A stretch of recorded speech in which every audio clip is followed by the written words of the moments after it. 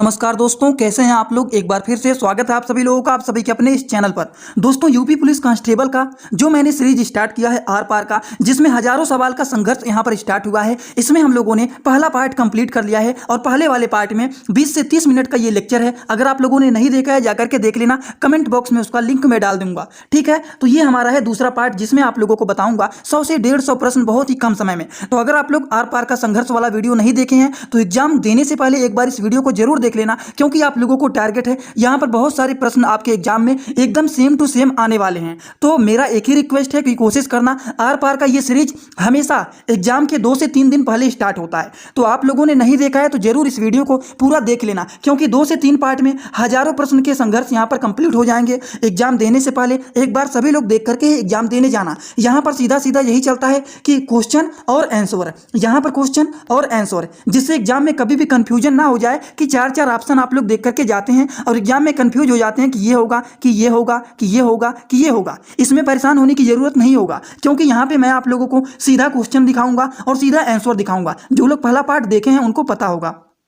तो चलिए वीडियो को स्टार्ट करते हैं बिना देर के। लेकिन स्टार्ट करने से पहले एक बार आप लोग चेक कर लेना, चैनल पे नए हो प्लीज चैनल को सब्सक्राइब कर लेना। तो इसके पहले वाले पार्ट में हम लोगों ने 157 प्रश्न हल कर लिया है एकदम आसान भाषा में, उसको आप लोग देख लेना। ये दूसरा पार्ट है। चलिए 158 वाले प्रश्न से हम लोग स्टार्ट करना शुरू करते हैं। दोस्तों, सबसे पहला जो प्रश्न है वो है, टेलीफोन का आविष्कार किसने किया था। इस तरह के प्रश्न बहुत ही इंपॉर्टेंट होते हैं एग्जाम में, बहुत ही बेहतरीन तरीके से ये प्रश्न बन सकते हैं। एकदम अच्छे से टिक करना कि टेलीफोन का आविष्कार अलेक्जेंडर ग्राहम बेल ने किया था। प्रकाश की गति कितनी होती है। तो प्रकाश की गति कितनी होती है, 3 लाख किलोमीटर प्रति सेकंड के हिसाब से इनका गति होता है। पृथ्वी सूर्य का चक्कर लगाती है, यह सबसे पहले किसने बताया था। किसी ने तो बताया ही होगा कि जो पृथ्वी होता है ये सूर्य का चक्कर लगाता है। तो आप लोगों को, सभी लोगों को पता है कि पृथ्वी जो होता है वो सूर्य का चक्कर लगाता है, लेकिन एग्जाम में कंफ्यूज करने के लिए इस तरह का भी प्रश्न पूछ लेता है कि पृथ्वी सूर्य का चक्कर लगाता है, तो यह सबसे पहले किसने बताया था। तो यह सबसे पहले जो बताए थे उनका नाम है कोपरनिकस। कोपरनिकस ने सबसे पहले बताया था कि पृथ्वी जो है वो सूर्य का चक्कर लगाता है। अगले प्रश्न की ओर आगे बढ़ते हैं। प्रकाश वर्ष का संबंध किससे है। तो प्रकाश वर्ष का जो संबंध होता है ये खगोलीय दूरी से है। स्वर्ण मंदिर कहाँ पर स्थित है। तो स्वर्ण मंदिर जो स्थित है वो है अमृतसर में। अमृतसर में स्वर्ण मंदिर स्थित है। चार मीनार कहाँ पर स्थित है। तो चार मीनार जो है ये हैदराबाद में स्थित है। एग्जाम में इस तरह के प्रश्न आपके एग्जामिनेशन में बहुत ज़्यादा बन जाते हैं स्टूडेंट को कंफ्यूज करने के लिए। तो आप लोग कंफ्यूज मत होना, क्योंकि आप लोग को कंफ्यूज होने की आवश्यकता ही नहीं है, क्योंकि यहाँ पर आपको सीधा सीधा प्रश्न दिखा रहा हूँ और तुरंत उसका आंसर दिखा रहा हूँ। 2-4 ऑप्शन को दिखा करके मैं कंफ्यूज नहीं कर रहा हूँ जिससे आप कंफ्यूज हो। ठीक, तो ये बातें हो गई। अगले प्रश्न की ओर बढ़ते हैं। अगला जो प्रश्न है, चार मीनार कहाँ पर स्थित है। हैदराबाद में, ये तो आपको बता ही चुका हूँ। कुतुब मीनार कहाँ पर स्थित है। तो कुतुब मीनार जो है ये दिल्ली में स्थित है।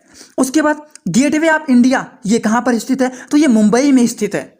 इंडिया गेट कहाँ पर स्थित है। तो ये नई दिल्ली में स्थित है इंडिया गेट। आप लोगों को लग रहा होगा कि बहुत ही आसान प्रश्न है, लेकिन इसी तरीके से छोटे छोटे प्रश्न में आप लोगों को कंफ्यूज किया जाता है। ऐसे ऐसे ऑप्शन दे दिया जाएगा कि आप इसी में कंफ्यूज हो जाएंगे और दूसरे ऑप्शन को टिक करके एग्जाम में चले आएंगे। लेकिन नहीं, आपको हमेशा छोटे प्रश्न को एकदम ध्यान से देखना चाहिए, क्योंकि छोटे प्रश्न ही एग्जाम में जाकर के हार्ड बन जाते हैं और इसी में आप लोग कंफ्यूज हो जाते हैं। तो ऐसे प्रश्नों में आप लोगों को कभी भी कंफ्यूज नहीं होना है। तो इंडिया गेट नई दिल्ली में स्थित है। ताजमहल आगरा में स्थित है।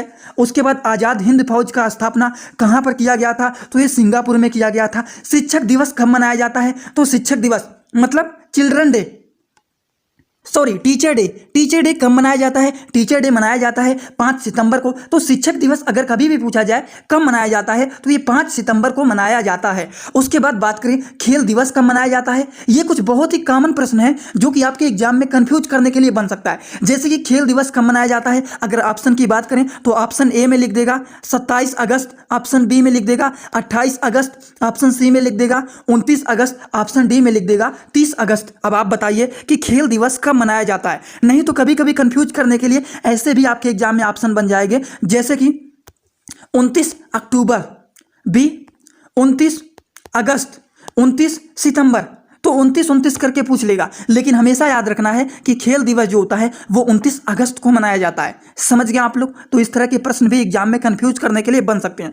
किसके जन्म दिवस को खेल दिवस के रूप में मनाया जाता है। तो मेजर ध्यानचंद के जन्म को खेल दिवस के रूप में मनाया जाता है। विश्व पर्यावरण दिवस कब मनाया जाता है? तो विश्व का पर्यावरण दिवस मनाया जाता है 5 जून को। 5 जून को क्या मनाया जाता है? विश्व का पर्यावरण दिवस मनाया जाता है।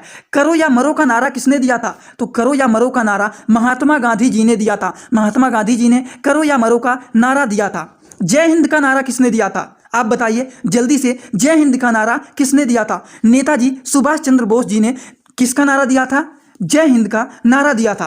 और करो या मरो का नारा किसने दिया था? महात्मा गांधी जी ने दिया था। ये एक प्रकार का जीके जीएस का प्रश्न है जो कि बहुत ही बेहतरीन प्रश्न है। इस तरीके के प्रश्न आपके एग्जाम में बन सकते हैं। जरूर आप लोगों को इसको 2-3 बार रिवीजन करके जाना चाहिए। ये वीडियो बहुत ही छोटा रहेगा और इसमें आप लोगों को इस तरह के प्रश्न करवाए जाएंगे कि अगर मान लीजिए आप इसको रिवीजन के तौर पर दोबारा भी देखते हैं तो आपको ये हमेशा याद हो जाएगा। तो चलिए बात करते हैं अगले प्रश्न की ओर। अगला जो प्रश्न है दोस्तों वो है, दिल्ली चलो का नारा किसने दिया था? दिल्ली चलो का नारा नेता सुभाष चंद्र बोस जी ने दिया था। दिल्ली चलो का नारा।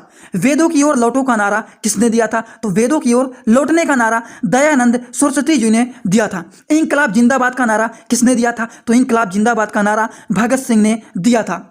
उसके बाद अगले प्रश्न की ओर आगे बढ़ें। देखिए शुद्ध यहाँ पर प्रश्न है और तुरंत यहाँ पर आंसर है, जिससे ज़्यादा टाइम भी ना लगे और एकदम सीधा सीधा क्वेश्चन के आंसर आपके दिमाग में रट जाएं। इसीलिए इस तरीके से मैं बनाया हुआ हूँ। ज़्यादा ऑप्शन दिखा करके आपको कंफ्यूज करना नहीं चाहता हूँ, इसीलिए इस तरीके का मैं सीरीज लेकर के आया हूँ, आर या पार का। दिल्ली चलो का नारा किसने दिया था? नेता सुभाष चंद्र बोस जी ने दिया था। वेदों की ओर लौटने का नारा किसने दिया था? दयानंद सरस्वती जी ने दिया था। इंकलाब जिंदाबाद का नारा किसने दिया था? भगत सिंह जी ने इंकलाब जिंदाबाद का नारा दिया था। चलिए बात करते हैं अगले प्रश्न की। दोस्तों जो अगला प्रश्न है वो है, तुम मुझे खून दो मैं तुम्हें आज़ादी दूंगा। ये आप लोग बहुत सुने होंगे, तुम मुझे खून दो मैं तुम्हें आज़ादी दूंगा।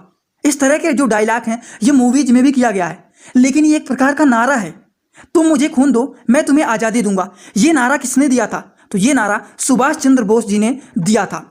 चलिए मज़ा आ रहा है ना आप लोगों को? एकदम मज़ा आना चाहिए और एकदम आप लोगों को इंटरेस्ट के साथ इसको पढ़ना है, क्योंकि जितने देर आप लोग इस वीडियो को देख रहे हैं, ये जो बैच है ये है आर या पार का। तो यहाँ पर आर या पार आप लोगों को करना है कि तो एकदम अच्छे से पूरी तरह से समझना है, या तो रट्टा मारना है। इनमें से 2 काम करना है, दोनों में से जो आपको अच्छा लगे, या तो समझिए या तो रट्टा मारिए। दोनों में से एक काम करना है, क्योंकि एग्जाम क्लियर करना है आप लोगों को। यही संघर्ष है इस चैनल का। आराम हराम है, ये नारा किसने दिया था? आराम करना हराम होता है, ये नारा किसने दिया था? जवाहरलाल नेहरू जी ने ये नारा दिया था कि जो आराम करेगा वो हराम है और जो संघर्ष करेगा उसका क्लियर होगा। इसीलिए आर पार का बैच स्टार्ट हुआ है कि अगर आप आराम करेंगे तो आपका क्लियर नहीं होगा, अगर आप संघर्ष करेंगे, हजारों प्रश्नों का सीरीज जो स्टार्ट हुआ है, अगर आप अच्छे से इसको कवर कर लेते हैं तो आप देखेंगे एग्जाम में डायरेक्ट टिक मार के आएंगे कि इस क्वेश्चन का आंसर यही है, इस क्वेश्चन का आंसर यही है। एकदम 100% आप वही टिक करके आएंगे। तो इस तरीके से आपको तैयारी करना है।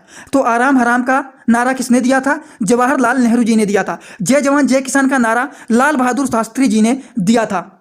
इतना बात आपको समझ में आ गया होगा। मारो फिरंगी को नारा किसने दिया था? मंगल पांडे जी ने मारो फिरंगी का नारा दिया है। चलिए बात करते हैं अगले प्रश्न की ओर। अगला जो प्रश्न है वो है, सरफरोशी की तमन्ना अब हमारे दिल में है, देखना है जोर कितना बाजू एक कातिल में, नारा किसने दिया था? आप लोगों ने ये बहुत ही सुना होगा, सरफरोशी की तमन्ना अब हमारे दिल में है, देखना है जोर कितना बाजू एक कातिल में है, ये नारा किसने दिया था? तो ये नारा दिए थे राम प्रसाद बिस्मिल जी ने। राम प्रसाद बिस्मिल जी ने ये नारा दिया था, सरफरोशी की तमन्ना अब हमारे दिल में है, देखना है जोर कितना बाजू एक कातिल में है, ये नारा राम प्रसाद बिस्मिल जी ने दिया है। अगले प्रश्न की ओर आगे बढ़ें। भारत को नेपोलियन किसने कहा था? हमारे भारत देश को नेपोलियन किसने कहा था? तो समुद्रगुप्त ने हमारे भारत को नेपोलियन कहा था। सती प्रथा के अंत में सबसे अधिक प्रयास किस समाज के सुधारक का रहा है? तो राजा राम मोहन राय का था। जो लोग नए हैं, जो लोग नहीं पढ़े हुए हैं, उनको शायद ये नहीं पता होगा कि सती प्रथा क्या है। सती प्रथा के अंत के बारे में तो समझ में आ गया। सती प्रथा के अंत में सबसे अधिक प्रयास किस समाज सुधारक कर रहा है? तो राजा राम मोहन राय का था। क्यों? ये सती प्रथा क्या है? सती प्रथा एक ऐसा प्रथा है जिसमें अगर किसी का पति का मृत्यु हो जाता है, तो पति का जब मृत्यु हो जाता है तो पति को जब जलाया जाता था तो जिंदा पत्नी को भी जला दिया जाता था उन्हीं के साथ में। इसीलिए इनको बहुत ज़्यादा दुख हुआ था, क्योंकि इनके बड़े भाई की जब मृत्यु हुआ था तो इनकी भाभी को भी जला दिया गया था, और इसीलिए इन्होंने बहुत ही ज़्यादा प्रयास करके इस प्रथा का अंत करवा दिया था, सती प्रथा का।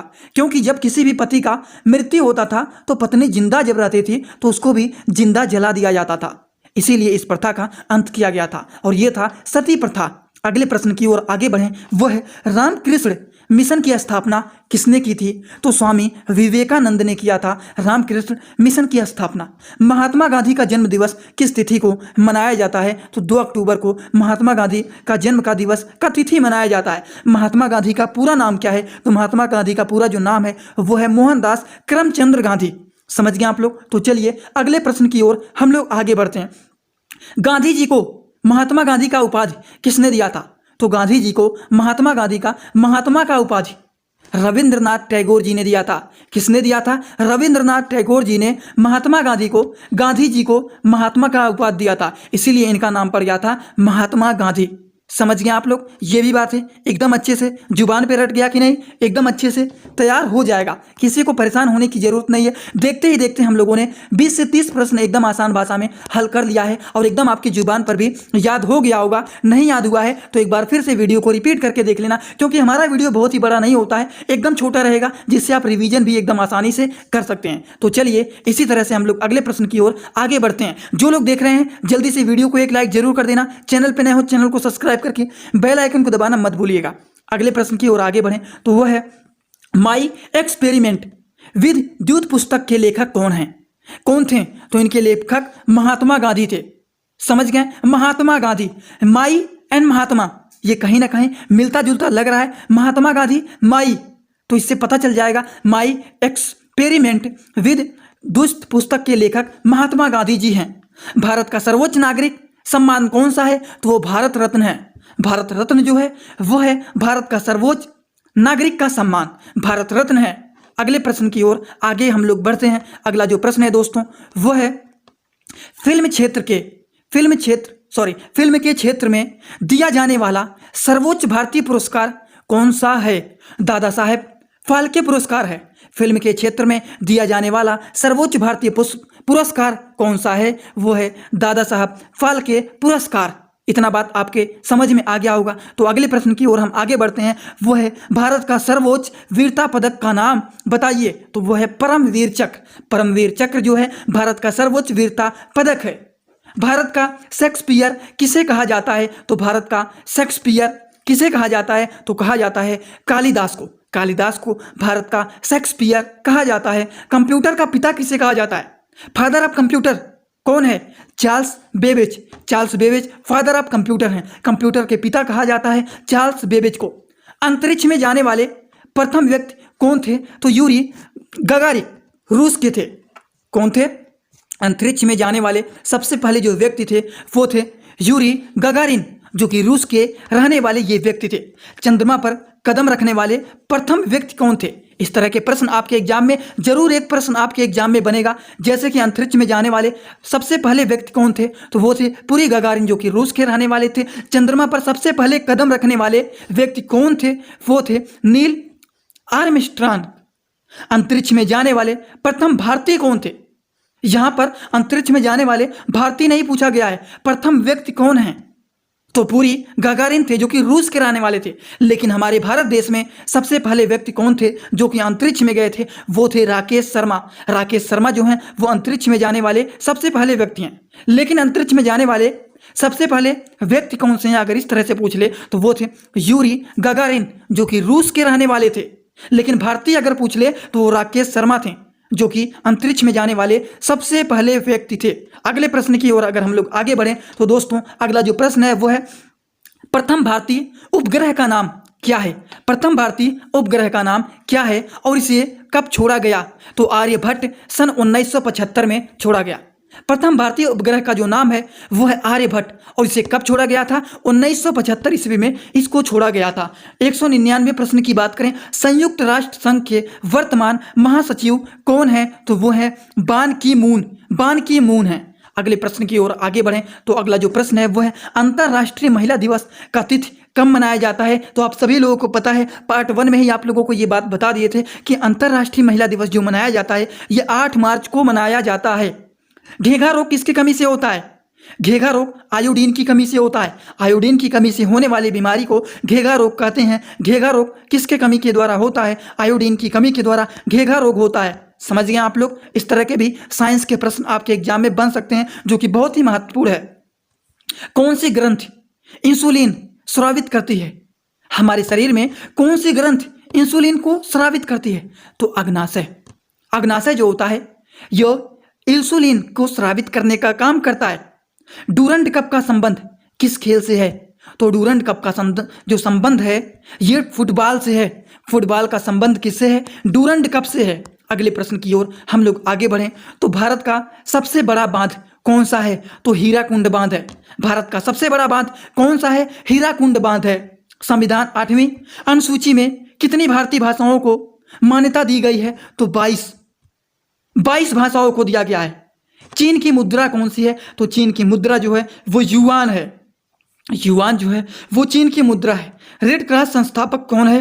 तो वो है हेनरी डुनांट। इतना बात आपको समझ में आ गया होगा।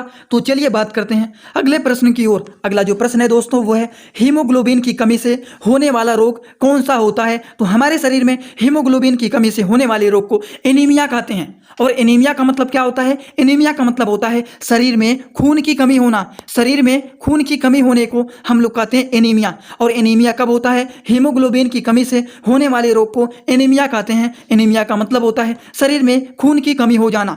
भारत कोकिला कौन कहलाती है? तो भारत की कोकिला जो होता है सरोजिनी नायडू को कहते हैं। दिल्ली में कुतुब मीनार किसने बनवानी शुरू किया था?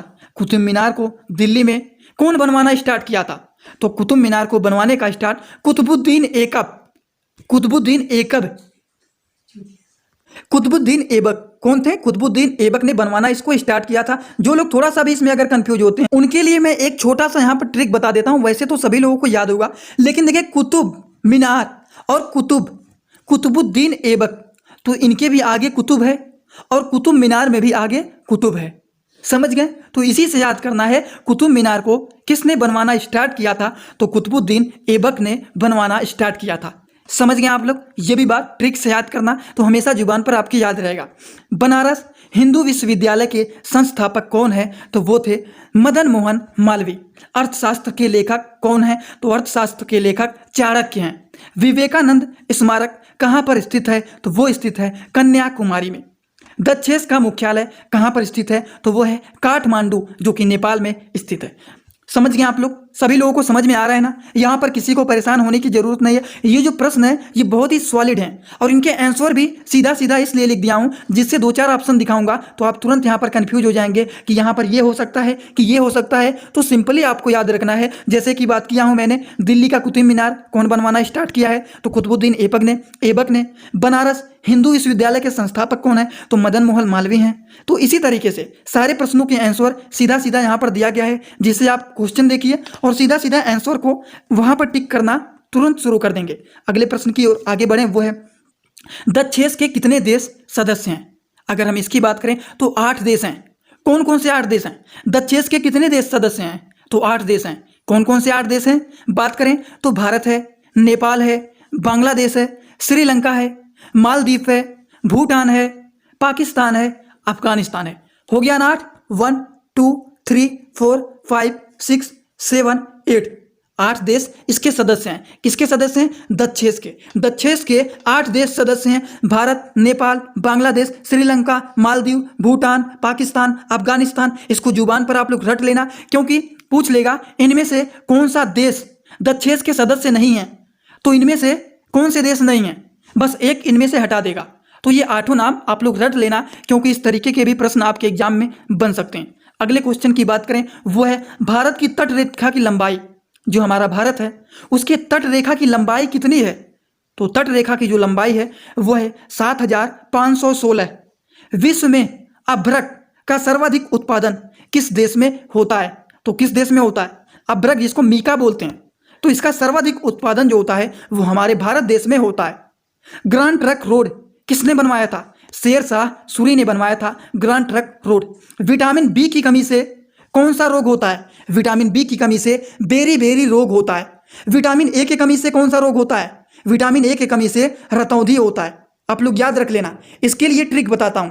जैसे कि यहां पर विटामिन ए बी का पूछा है, लेकिन मैं ए का भी आपको बता दिया हूं। ट्रिक, विटामिन बी मतलब बेरी, और विटामिन ए मतलब, यहां पर लिख देता हूं, विटामिन ए मतलब क्या होता है? रतौंधी। समझ लेना आप लोग, रतौंधी होता है विटामिन ए की कमी से। ए का मतलब होता है अंधेरा, और अंधेरा कब होता है? रात में होता है। तो रात में जब अंधेरा होता है तो हम लोगों को बिना लाइट जलाए नहीं दिखता है। तो ये बात होता है, ए का मतलब अंधेरा, और अंधेरा का मतलब रात, और रात कहीं ना कहीं जुड़ा हुआ है रतौंधी से। तो विटामिन ए की कमी से होने वाले रोग को रतौंधी रोग कहते हैं, और विटामिन बी की कमी से होने वाले रोग को बेरी रोग कहते हैं। तो इस तरीके से ट्रिक लगा करके याद करेंगे तो आपके दिमाग में हमेशा याद रहेगा, और एग्जाम में आप कभी भी नहीं बोलेंगे कि क्या इसका ये होगा कि वो होगा। और विटामिन सी की कमी से क्या होगा? विटामिन सी मतलब स्कर्वी। तो देखिए कहीं ना कहीं सी जो है ये स्कर्वी से मिलता हुआ हो रहा है। तो विटामिन सी की कमी से स्कर्वी रोग होता है, स्कर्वी बीमारी होता है। विटामिन ए की कमी से रतौंधी होता है। विटामिन बी की कमी से बेरी होता है। दूध में कौन सा विटामिन नहीं होता? Vitamin C. विटामिन डी की कमी से कौन सा रोग होता है? तो क्या होता है? रिकेटस होता है। ये आपको समझ में आया कि नहीं? ये चार आप लोग याद रख लेना, बहुत ही महत्वपूर्ण है, और यहीं से आपके एग्जाम में क्वेश्चन बन सकता है। यहां से एक क्वेश्चन बनना तो तय ही है, आप टिक लगा लेना, एक प्रश्न बनेगा। विटामिन ए की कमी से, विटामिन बी की कमी से, विटामिन सी की कमी से, विटामिन डी की कमी से होने वाली बीमारी को क्या कहते हैं? विटामिन ए की कमी से होने वाली बीमारी को रतौंधी कहते हैं। विटामिन बी की कमी से होने वाले रोग को बेरी कहते हैं। विटामिन सी की कमी से होने वाले रोग को स्कर्वी कहते हैं, ठीक। और विटामिन डी की कमी से होने वाले रोग को रिकेटस बोलते हैं। तो ये चार बात अपने दिमाग में याद रख लेना, क्योंकि यहां से एक प्रश्न आएगा। आप कहीं पर भी लिख लेना, आपके एग्जाम में एक प्रश्न आना तय है। तो अच्छे से इसको तैयार कर लेना, क्योंकि इस बार एग्जाम में विटामिन से एक प्रश्न आएगा। Vitamin A, vitamin B, vitamin C and vitamin D जरूर याद रख लेना आप लोग, यहां से प्रश्न आने तय हैं। किस विटामिन की कमी से खून का थक्का नहीं जमता है? किस विटामिन की कमी के द्वारा? विटामिन के। विटामिन ई की कमी से कौन सा रोग होता है? बांझपन रोग होता है। विटामिन सी का रासायनिक नाम क्या होता है? विटामिन सी का रासायनिक नाम क्या होता है? तो विटामिन सी का जो रासायनिक नाम होता है वो होता है एक्सकोर्बिक अम्ल। क्या होता है? एक्सकोर्बिक अम्ल होता है इसका रासायनिक नाम। विटामिन सी का रासायनिक नाम क्या होता है? एक्सकोर्बिक अम्ल होता है। अगले प्रश्न की ओर हम लोग आगे बढ़ें तो वो है, वसा में घुलनशील विटामिन कौन से होते हैं? तो वसा में घुलनशील विटामिन जो होते हैं, विटामिन ए होते हैं और विटामिन ई होते हैं। साधारण नमक का रासायनिक नाम क्या होता है? तो सोडियम क्लोराइड होता है। NaCl को क्या बोलते हैं? सोडियम क्लोराइड बोलते हैं। समझ गए? साधारण नमक का रासायनिक नाम क्या होता है? वो होता है सोडियम क्लोराइड, या फिर अगर इस तरीके से लिखा रहे तो वो होता है NaCl। हंसाने वाली गैस का रासायनिक नाम क्या होता है? नाइट्रस ऑक्साइड होता है। हंसाने वाली गैस मतलब लाफिंग गैस। लाफिंग गैस का रासायनिक नाम क्या होता है? वो होता है नाइट्रस ऑक्साइड। NO2 भी इसको शॉर्ट वर्ड में लिख सकते हैं। समझ गए? धावन सोडा का रासायनिक नाम क्या होता है? तो सोडियम कार्बोनेट होता है। पीतल किन दो धातुओं के मिश्रण के द्वारा बना होता है? तो जो पीतल होता है ये तांबा और जस्ता, ये दोनों चीजों को मिलाकर के बनाया जाता है पीतल। तो पीतल किन दो धातुओं को मिलाकर के बनता है? इस तरीके के प्रश्न आपको हमेशा याद रखना है, क्योंकि आप अलग अलग प्रकार के प्रश्नों को पढ़ के कंफ्यूज हो जाते हैं और इसी प्रकार के छोटे छोटे प्रश्नों को छोड़ देते हैं। लेकिन ये हमेशा याद रखना है कि इस तरीके के जो प्रश्न होते हैं ये एग्जाम में कंफ्यूज करने के लिए आते हैं, लेकिन आपको कंफ्यूज नहीं होना है, क्योंकि आपने देखा हुआ है आर पार का सीरीज। आर पार का सीरीज अगर देख लेंगे तो यहाँ पर 10 से 20 मिनट के अंदर 100 से 150 क्वेश्चन आपको यहाँ पर करवाए जाएंगे। तो आपको कोशिश करना है कि इस वीडियो को ध्यान से 1 से 2 बार देख करके जरूर जाएं। अगले प्रश्न की ओर आगे बढ़ें तो वह है, कैल्सीफेरॉल किस विटामिन का रासायनिक नाम होता है? तो विटामिन डी का रासायनिक नाम क्या होता है? कैल्सीफेरॉल होता है। नेत्रदान में नेत्र किस भाग का दान में किया जाता है? तो कोर्निया में। समझ गए? नेत्रदान, नेत्र के किस भाग का दान किया जाता है? सब लोग कहते हैं ना कि नेत्रदान किए हैं, नेत्रदान किए हैं। तो नेत्रदान में नेत्र के किस भाग को दान किया जाता है? तो जो हमारे आंखों में कोर्निया होता है उसको दान किया जाता है, और उसी को बोलते हैं हम लोग नेत्रदान। किस विटामिन में कोबाल्ट होता है? तो विटामिन B12 में क्या होता है? कोबाल्ट होता है। कोशिका का पावर हाउस किसे कहा जाता है? तो माइटोकॉन्ड्रिया को कोशिका का पावर हाउस कहा जाता है? लाल रक्त कणिकाओं का निर्माण हमारे शरीर में किस भाग में होता है? तो किस भाग में होता है, जल्दी से सभी लोग कमेंट बॉक्स में बताइए। अस्थिमज्जा में होता है, जिसको इंग्लिश भाषा में बोन मैरो भी कहा जाता है। अगले प्रश्न की ओर हम लोग आगे बढ़े। मजा आ रहा है ना आप लोगों को? एकदम आसान भाषा में समझते हुए चल रहे हैं, सीधा सीधा क्वेश्चन और सभी प्रश्नों के आंसर यहाँ पर हम लोग देखते हुए चल रहे हैं, तो आपको एकदम अच्छे से समझ में आना चाहिए। राष्ट्रीय विज्ञान दिवस कब मनाया जाता है? तो ये 28 फरवरी को क्या मनाया जाता है? राष्ट्रीय विज्ञान दिवस मनाया जाता है। अगले प्रश्न की ओर आगे बढ़े। ब्लड प्रेशर मापने के लिए किस यंत्र का प्रयोग किया जाता है? तो किस यंत्र का प्रयोग किया जाता है? स्फिग्नोमैनोमीटर का इस्तेमाल किया जाता है। अगर कोई पूछ लेता है ब्लड प्रेशर का नॉर्मल रेंज कितना होता है, तो ब्लड प्रेशर का नॉर्मल रेंज होता है वो 120 से 80 होता है। समझ गए आप लोग? कोई ऐसा नहीं ना है जिनको ये बात नहीं समझ में आया है। ब्लड प्रेशर का नॉर्मल रेंज भी कभी कभी एग्जाम में पूछ सकता है, तो वो भी आपको याद रखना चाहिए। अगले प्रश्न की ओर आगे बढ़ें तो वो है कंप्यूटर की परमानेंट मेमोरी क्या कहलाती है? तो जो कंप्यूटर का परमानेंट मेमोरी होता है उसको कहा जाता है रोम। इसका क्या फुल फॉर्म होता है? Read only memory. आपने देखा होगा जब कोई भी मोबाइल आप लेने जाते हैं तो क्या कहते हैं, इसका रोम कितना है, इसका स्टोरेज कितना है, रैम रोम जानते हैं ना? वही यहाँ पे कह रहे हैं कंप्यूटर की परमानेंट जो मेमोरी होती है उसको क्या कहते हैं? उसको रोम कहते हैं। रीड ओनली मेमोरी इसको बोला जाता है। इतना बात आपको समझ में आया कि नहीं? अगले प्रश्न की ओर आगे बढ़ें तो वो है किस अधिवेशन में कांग्रेस उदारवादी और उग्रवादी नामक दलों में विभाजित हो गई थी? तो 1907 के सूरत अधिवेशन में हुआ था ये। तंजौर का बृहदेश्वर मंदिर किसने बनवाया था? तंजौर में जो बृहदेश्वर मंदिर है ये किसने बनवाया था? राजराजा प्रथम चोल ने बनवाया था इसको। अगले प्रश्न की ओर हम लोग आगे बढ़ें तो दोस्तों अगला जो प्रश्न है वो है मुगल सम्राट अकबर का जन्म कहाँ पर हुआ था? तो अमरकोट के दुर्ग में यह हुआ था। वर्ष 2014 फुटबॉल विश्व कप किस देश में आयोजित होगा? तो वो ब्राजील में होगा। कहाँ पर होगा? ब्राजील में होगा। वर्ष 2018 का फुटबॉल विश्व कप किस देश में आयोजित होगा? तो ये जो होगा कहाँ पर हुआ था? रूस में हुआ था। वर्ष 2014 में कॉमनवेल्थ खेल कहाँ पर होंगे? तो वो होंगे ग्लासगो स्कॉटलैंड में जो है। कितना बात समझ में आया? अगले प्रश्न की ओर हम लोग आगे बढ़ें। वर्ष 2015 का क्रिकेट कहाँ पर आयोजित होगा? तो वो न्यूजीलैंड एंड ऑस्ट्रेलिया में हुआ था। संसद के दोनों सदनों की संयुक्त बैठक की अध्यक्षता कौन करता है? तो ये लोकसभा के अध्यक्ष करते हैं। संसद के दोनों सदनों की संयुक्त बैठक की अध्यक्षता कौन करता है? तो लोकसभा के अध्यक्ष करते हैं। कौन करते हैं? लोकसभा के अध्यक्ष करते हैं। भारत के प्रथम लोकसभा अध्यक्ष कौन थे? तो भारत के प्रथम लोकसभा अध्यक्ष गणेश वासुदेव मावलंकर हैं। कौन है? गणेश वासुदेव मावलंकर हैं। भारतीय संविधान के किस अनुच्छेद के अंतर्गत जम्मू कश्मीर के विशेष दर्जा प्राप्त है? तो अनुच्छेद 370। अगले प्रश्न की ओर आगे बढ़ें तो अगला जो प्रश्न है वो है कोई विधेयक धन विधेयक है या नहीं, इसका निर्णय कौन करता है? मतलब कोई विधेयक धन है या फिर विधेयक धन नहीं है, इसका निर्णय कौन करता है? इसका लोक अध्यक्ष करते हैं कि ये विधेयक धन है कि विधेयक धन नहीं है। मजा आ रहा है ना दोस्तों आप लोग? दोस्तों मेरा एक ही रिक्वेस्ट है आप लोगों के लिए, मैंने हमेशा एग्जाम से पहले एक सीरीज लेकर के आता हूं, आर या पार। ये सीरीज मैं इसलिए लेकर के आता हूं क्योंकि आप लोग बहुत सारे चैनलों पर मैराथन 10 घंटे का, 12 घंटे का, 1 घंटे का, 1.5 घंटे का देखते हैं। उसमें ज़्यादा से ज़्यादा 50 क्वेश्चन, 100 क्वेश्चन रहता है। लेकिन यहाँ पर मेरा टारगेट है 30 मिनट, 20 मिनट, ज़्यादा से ज़्यादा 40 मिनट। इसके अंदर ही आप लोगों को 150 क्वेश्चन, 200 क्वेश्चन यहाँ पर पार्ट वाइज करवाया जाएगा। ये जो आर पार का संघर्ष स्टार्ट हुआ है दोस्तों, यहाँ पर मैं आप लोगों को 1000 क्वेश्चन का सीरीज स्टार्ट किया हूँ। अगर आप लोग सपोर्ट करेंगे तो एक लास्ट में वो जो बनाऊंगा वो एकदम आपके पेपर के ही हिसाब से रहेगा और उसमें एक ही वीडियो में ऐसे प्रश्न करवाऊंगा जिसमें से आपका 30 से 40 प्रश्न एग्जाम में सेम टू सेम आएंगे। ये मेरा गारंटी है।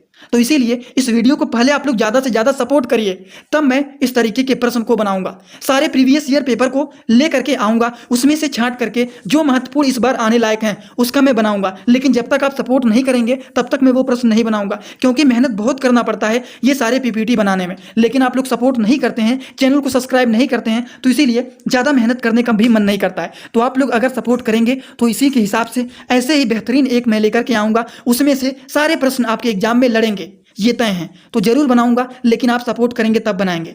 चलिए बात करते हैं अगले प्रश्न की ओर। विश्व का सबसे बड़ा जो है महाद्वीप कौन सा है? तो एशिया है। आप वर्ल्ड मैप को उठाएंगे उसमें देखेंगे विश्व का सबसे बड़ा जो महाद्वीप है वो कौन सा है? तो वो एशिया। हैदराबाद किस नदी पर है? कहाँ पर बसा है? तो वो है मूसी में। इतना बात आपको समझ में आया कि नहीं? एकदम आसान भाषा में समझ में आया ना? हैदराबाद किस नदी पर बसा हुआ है? तो वो मूसी बसा हुआ है। विश्व का सबसे बड़ा महाद्वीप कौन सा है? एशिया है। विश्व में चांदी का सबसे बड़ा उत्पादक देश कौन सा है? चांदी का उत्पादक देश वो है मैक्सिको। मैक्सिको में चांदी का उत्पादन सबसे ज्यादा होता है। समझ गए ना आप लोग? चांदी का उत्पादन कहां पर सबसे ज्यादा होता है? मैक्सिको में। क्षेत्रफल के अनुसार विश्व का सबसे छोटा देश कौन सा है? विश्व का सबसे छोटा देश। अच्छा, सबसे बड़ा देश कौन सा है? विश्व का सबसे बड़ा देश, सबसे बड़ा महाद्वीप कौन सा है? वो एशिया है। लेकिन अगर हम बात करें विश्व का सबसे छोटा देश कौन सा है? तो वो है वेटिकन सिटी। वेटिकन सिटी जो है वो विश्व का सबसे छोटा देश है। कौन सा देश है? Vatican city. अगले प्रश्न की ओर आगे बढ़ें। वह सुएज नहर किन दो सागरों को जोड़ने का काम करता है? तो भूमध्य सागर और लाल सागर को जोड़ने का काम कौन करता है? वो करता है सुएज नहर। सुएज नहर जो होता है वो कौन से दो सागरों को जोड़ने का काम करता है? भूमध्य सागर और लाल सागर को जोड़ने का काम करता है सुएज नहर। सुएज नहर दो सागरों को जोड़ने का काम करता है। कौन कौन से दो सागर को? भूमध्य सागर और लाल सागर। याद हुआ ना? याद हुआ ना? एकदम जुबान पर याद हुआ ना? इस तरीके से आपको याद करना है। इसीलिए 2 बार 3 बार रटवा दे रहा हूं, जिससे टाइम बहुत ही कम है, टाइम की बहुत ही कमी है। आपका एग्जाम बहुत पास आ गया है, इसीलिए रटिए तुरंत यहीं पर, बाद में नहीं, यहीं पर पढ़ना है। पनामा नहर किन दो महासागरों को जोड़ने का काम करता है? जो पनामा नहर होता है ये किन दो महासागरों को जोड़ने का काम करता है? तो प्रशांत महासागर और उत्तरी अटलांटिक महासागर, ये 2 चीज को जोड़ने का काम करता है पनामा नहर। समझ में आ गया? समझ में आ गया। चलिए बात करते हैं अगले प्रश्न की ओर।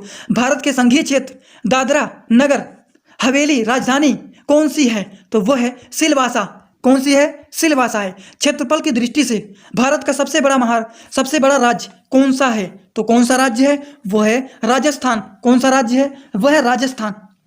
पृथ्वी दिवस कब मनाया जाता है? तो 22 अप्रैल को पृथ्वी दिवस मनाया जाता है। पृथ्वी दिवस कब मनाया जाता है? 22 अप्रैल को पृथ्वी दिवस मनाया जाता है। पृथ्वी दिवस 22 कब मनाया जाता है? पृथ्वी दिवस 22 अप्रैल को मनाया जाता है। फूलों की घाटी किस राज्य में है? फूलों की घाटी उत्तराखंड में है। फूलों की घाटी उत्तराखंड में है। इतना बार बोल रहा हूँ, रिवीजन हो रहा है ना?